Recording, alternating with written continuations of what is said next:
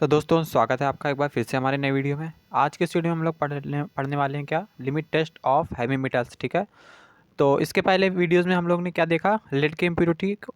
और हम लोगों ने उसी वीडियोस में मेटल हैवी मेटल को नहीं देखा क्योंकि वीडियो लंबी हो जाती, जिस वजह से प्रॉब्लम होती। ठीक है, तो इस वजह से हम लोग अब स्टार्ट करेंगे अपना हैवी मेटल का लिमिट टेस्ट। ठीक है, जैसा कि आप लिमिट टेस्ट जानते ही हैं। ठीक है, अब हम लोग बताते हैं अपना प्रिंसिपल। बेसिकली ये एग्ज़ाम में बहुत ही कम आता है, ठीक है, लेकिन कभी कभी आ भी जाता है, तो आप इसको भी पढ़ के जाइएगा। तो देखते हैं हम लोग अपना प्रिंसिपल क्या होता है। तो लिमिट टेस्ट यानी कि हैवी मेटल का जो प्रिंसिपल है वो क्या होता है, बेस होता है किस पे, heavy metal is based on the reaction of metallic impurity. ठीक है, यानी कि मेटल की जो इम्प्योरिटी रहती है, मेटल की इम्प्योरिटी क्या, जैसे दोस्तों कॉपर हो गया, सिल्वर हो गया, ठीक है। तो और जैसे कि जितने भी मेटल्स होते हैं, ठीक है, उन सभी की इम्प्योरिटीज़ इस पे बेस होती है। ठीक है, यानी कि हम लोग ये जो मेटेलिक इम्प्योरिटी होती है, यानी हैवी मेटल की जो इम्प्योरिटी होती है, इस बेस्ड होती है रिएक्शन ऑफ मेटेलिक इम्प्योरिटी के। ठीक है, with hydrogen sulphide in acidic medium, यानी कि हम लोग इसको किससे रिएक्ट करा देते हैं, हाइड्रोजन सल्फाइड से रिएक्ट करा देते हैं।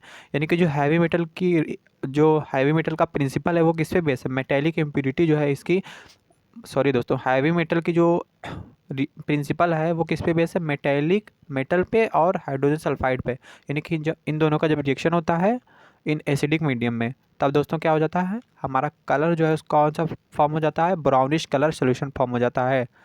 बेसिकली मैं आपको इधर समझाता हूँ एक अलग पेज पे। तो जैसे कि बताता हूँ मैं, एक सेकंड। मान लीजिए हमारा ये सोल्यूशन है, ठीक है, और इसके अंदर हम लोगों ने क्या रखा है, अपना हैवी मेटल्स या फिर मेटल्स। ठीक है, जैसे मान लीजिए Cu2Cu+ मौजूद है इसके अंदर इम्प्योरिटी के रूप में। अब इसके अंदर हम लोगों ने क्या डाला, अपना हाइड्रोजन सल्फाइड। ठीक है, इन्हीं दोनों के बेस पे रिएक्शन हमारा बेस है, इन्हीं दोनों का जब रिएक्शन होता है और हमारा सोल्यूशन रहता है एसिडिक, तो हमारा क्या फॉर्म हो जाता है, ब्राउनिश कलर। क्या हो जाता है, ब्राउनिश कलर का सोल्यूशन फॉर्म होता है। तो इन्हीं दोनों का रिएक्शन जब होता है तो हमारा क्या हो जाता है, ब्राउनिश कलर हो जाता है। इसी के माध्यम से हम लोग पता कर लेते हैं कि इसके अंदर कितनी मात्रा में हैवी मेटल्स की इम्प्योरिटी मौजूद है। तो बेसिकली आप समझ चुके होंगे, आई होप। और हम लोग आगे बढ़ते हैं अपना। Metal that response to this test are lead, जैसे कि इसके अंदर जो है हमारा मेटल कौन कौन से हो सकते हैं, जैसे लेड हो गया जिसको हम लोग पीबी बोलते हैं, मर्क्यूरी हो गया, बिस्मथ हो गया, सिल्वर हो गया और कॉपर हो गया। ठीक है, इन सभी का रिएक्शन जब हमारा किसके साथ हो जाता है, हाइड्रोजन सल्फाइड के साथ, तो हमारा एक ब्राउनिश कलर का सोल्यूशन फॉर्म होता है, जिसको ही हम लोग अपना टेस्ट करते हैं स्टैंडर्ड के कंपेयर करके। तो अब हम लोग केमिकल रिएक्शन देख लेते हैं अपना। आई होप दोस्तों आपको समझ में आ रही होगी वीडियो। मैं थोड़ा जल्दी जल्दी बताते चल रहा हूँ क्योंकि मैंने पहले की वीडियोज़ में बता रखा है कि किस प्रकार लिमिट टेस्ट क्या होता है, कैसे करना है। रिएक्शन हम लोग देखते हैं अपना। हम लोग मेटल ले लेंगे, जैसे मेटेलिक इम्प्योरिटी हो गई, इसका जब रिएक्शन होगा हाइड्रोजन सल्फाइड के साथ, ठीक है, किसके साथ, हाइड्रोजन सल्फाइड के साथ एसिडिक मीडियम में, तो हमारा रिएक्शन क्या होगा, M2S, जिसको हम लोग मेटल सल्फाइड भी बोलते हैं, और 2H यानी कि हाइड्रोजन फॉर्म के करके निकलेगा। ठीक है, तो इसी प्रकार से हमारा ये एसिडिक यानी कि ये एक यूनिवर्सल रिएक्शन हो गई, यानी कि इसी तरीके से सभी के साथ फॉर्म होगी। ठीक है, यानी कि जैसे हमारा कोई मेटल हो गया जिसको हम लोग 2M+ के साथ रिप्रेजेंट कर रहे हैं, किसके साथ, 2M+ के साथ रिप्रेजेंट कर रहे हैं, दिखा रहे हैं। ठीक है, रिप्रेजेंट मतलब दिखाना, 2M+ के साथ दिखा रहे हैं और रिएक्शन हो रहा है हाइड्रोजन सल्फाइड के साथ एसिडिक मीडियम में, तो हमारा क्या बन रहा है, मेटल सल्फाइड। ठीक है, तो अब हम लोग एक थोड़ी रिएक्शन और देख लेते हैं। यानी कि अगर हम लोग मेटल की जगह पे जो मेटेलिक लिखा हुआ है इसके जगह पे हम लोग अगर कॉपर ले लेते हैं या एल्युमिनियम कुछ भी ले लेते हैं तो क्या होता है, तो हम लोगों ने कॉपर लिया है, तो 2Cu+ हो गया। जैसे क्या हो गया, 2Cu+ को जब हम लोग हाइड्रोजन सल्फाइड के साथ रिएक्ट कराएंगे एसिडिक मीडियम में, सोल्यूशन हमारा एसिडिक रहेगा। इन दोनों का जब रिएक्शन होगा तो Cu2S+2H+ करके बाहर निकलेगा, फॉर्म हो जाएगा। ठीक है, तो इतनी सी थी दोस्तों हमारे ये अपना केमिकल रिएक्शन। ठीक है, और इसी के साथ आप अगेन भी ऐसे लिख सकते हैं। ठीक है, जितने भी बिस्मथ हो गया, मर्क्यूरी हो गया, हाइड्रोजन सल्फाइड के साथ रिएक्ट करा करके, ठीक है, इसी प्रकार से कॉपी पेस्ट कर सकते हैं। तो हम लोग देखते हैं अपना प्रोसीजर क्या होता है। प्रोसीजर भी दोस्तों बहुत ही आसान है।